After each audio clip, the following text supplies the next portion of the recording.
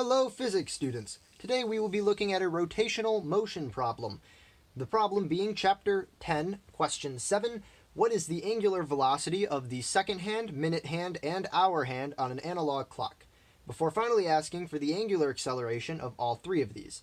I will be solving this problem for you to demonstrate using a black Sharpie, as is traditional, to show to you that I know what I'm doing and I will not be making any mistakes.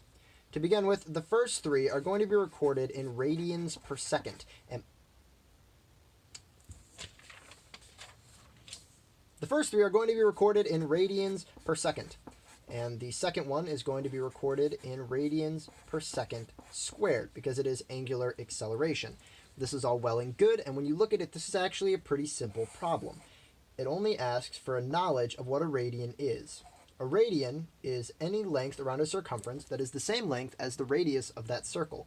This is a universal ratio, and for any circle, there are exactly 2 pi radians to make up its circumference, which means we don't actually need to know how big the clock is.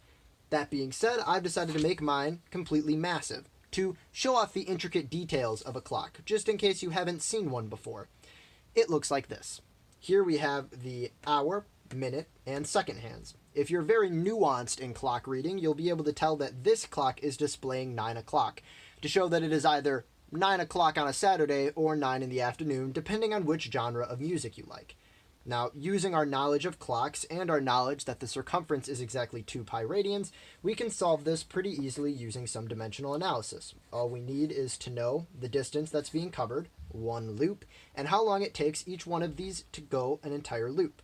For the first one, the second hand, that is 60 seconds or 1 minute. Now, you can just plug this into your calculator real quick, take out your calculator, make sure it's yours and not one you stole from a friend, because theft is illegal, and calculate it out. I've already done all of these ahead of time, and I can tell you that this one is 1.05 times 10 to the negative 1 radians per second. And this trend continues on with the second one, this being the minute hand, which goes around once every 60 minutes. So, we put in 60 minutes, convert each one of those minutes into seconds, and figure it out in radians per second, which is 1.75 times 10 to the negative 3 radians per second. I think we're starting to get the hang of this, nice and easy. The next one's a little bit more complicated, but still not too bad. The hour hand goes around once every 12 hours. We convert those hours into minutes. Convert those minutes into seconds.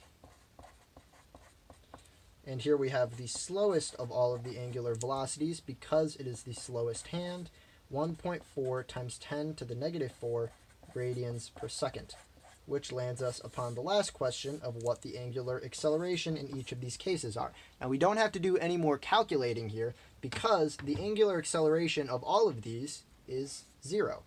None of them are accelerating. They're all moving at a constant rate. That's how you know the clock is moving properly.